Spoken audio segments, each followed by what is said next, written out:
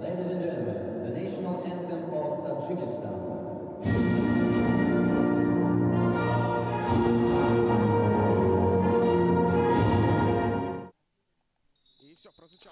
صدایش تاکیدواری مرکز بلند میشود. دوستان ارجمند و فوتبالبازان جوانی تو 16 ساله تاجیکستان بر مقابل جوانان تو 17 ساله گرجستان رقابت رو آغاز کردند. در دور به مرکز میآید. شاید سردار این دیدار نوزیری این بازی شاید که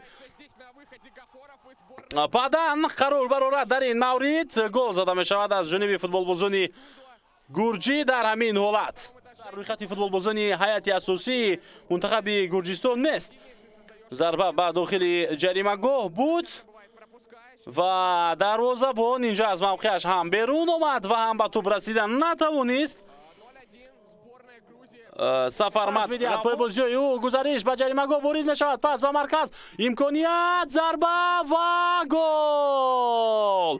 فوتبالبازان تاجیک حساب را برابر کردند در نیمه اول.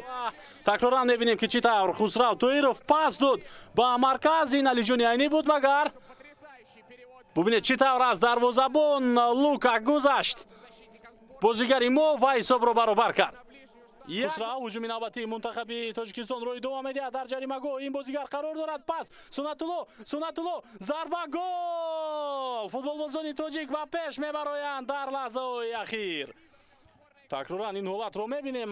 متاسفانه کارگردان برای ما از آغاز این هجوم رو نشان نمیدهد و برای سنتولو عزیزوف که از جانب سرمربی از هیئت احتیاطی و بازی آورده شد فرصتی